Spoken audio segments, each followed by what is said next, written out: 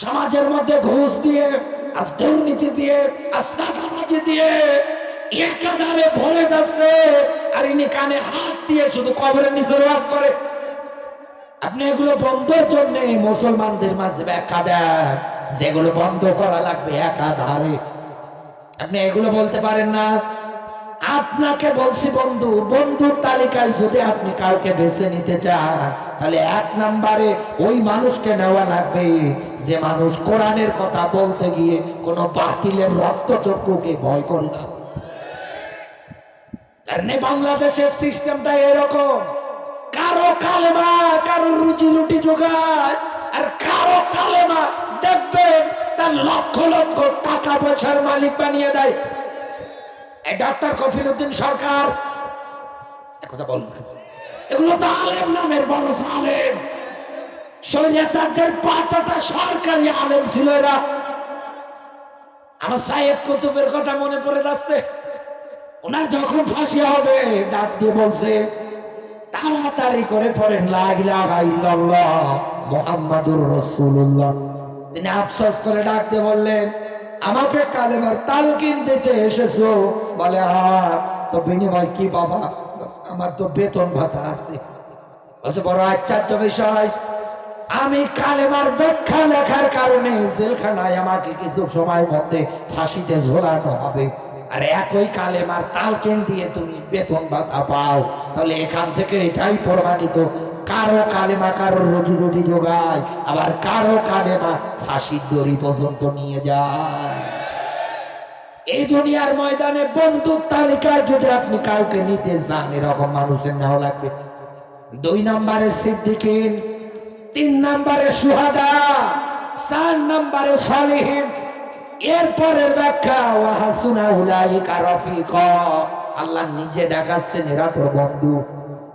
ঢাকাবাসী এবার মেলান, আমি যে কথাটা বলার জন্য এত দূর পর্যন্ত এসেছি, সেই শব্দটুকু হচ্ছে সুহাদা। আল্লাহর পথে কেউ যদি নিহত হয়ে যায়, মারা যায়, সে তো শহীদ। শহীদ শব্দের অর্থ হচ্ছে সাক্ষ্য, সাক্ষী। বলেন তো কি? আরো জোরে বলেন। সাক্ষ্য, সাক্ষী। শহীদ যারা হয়, কোরআনের ভাষা ওয়ালা তাকুলু, আল্লাহ পাক বলেন খবরদার এদের মৃত বলবে না, বরং এরা জিন্দা। এরা আমি আল্লাহর কাছ থেকে রিজিক পাই। এখান থেকে এটাই প্রমাণিত, শহীদ যারা হয় আল্লাহর কোরআনের ভাষা অনুসারে তারা মরে না, তারা জিন্দা থাকে। আমার আল্লাহ তাদেরকে রিজিক পর্যন্ত দেয়। কিন্তু বাস্তবতায় দুনিয়ায় আমরা তো তাদেরকে জীবিত পাই না, তারা তো মারা যায়। কথা বলেন, তারা তো মারা যায়। একটা মানুষ যদি শাহাদাতের মর্যাদা পায়, তাকে বিনা গোসলে দাফন করানো হয়, কবরের মধ্যে রেখে আসা হয়।